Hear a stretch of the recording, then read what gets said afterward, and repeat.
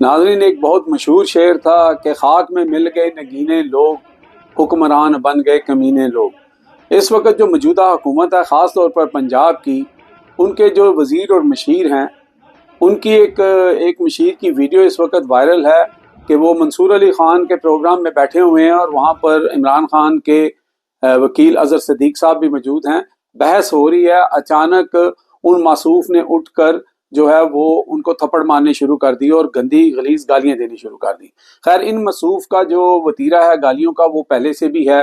یہ چونکہ یہاں پر پہلے صحافت کی ڈیوٹی سر انجام دیتے رہے، میاں نواز شریف، مریم نواز شریف کے بہت قریب تھے، ان کا اجر بھی ان کو مل گیا۔ چلیں ٹھیک ہے، اگر آپ کو مل گیا تو اس کو سنبھال کے رکھنا چاہیے۔ گفتگو کے اندر بحث مباحثہ ہو جاتا ہے، گرمی سردی ہو جاتی ہے، لیکن کم از کم اس حد تک نہیں جانا چاہیے۔ چاہتے تو اظہر صدیق صاحب بھی آگے سے 2-3 تھپڑ مار سکتے تھے، لیکن انہوں نے بردباری کا جو ہے وہ کام کیا اور انہوں نے بتایا کہ وہ ایک پڑھے لکھے وکیل بھی ہیں اور پھر عمران خان کو ریپرزینٹ کرتے ہیں، تو انہوں نے قانون کو ہاتھ میں نہیں لیا اور نہ ہی ایسا چھوٹا پن دکھایا۔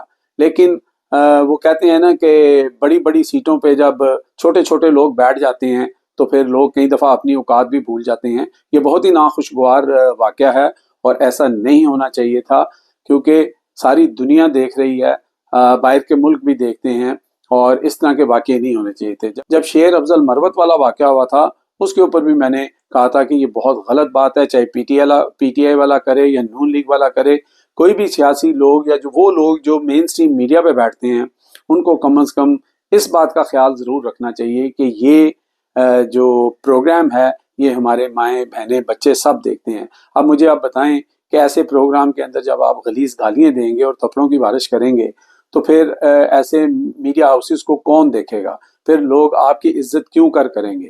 بہرحال اس کے اوپر پنجاب گورنمنٹ کو بھی ایکشن لینا چاہیے کہ آپ نے کس طرح کے مشیر اور جو ہے وہ لوگوں کو بھرتی کیا ہوا ہے۔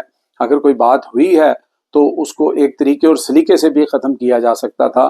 البتہ آج کا واقعہ بہت ہی ناخوشگوار تھا۔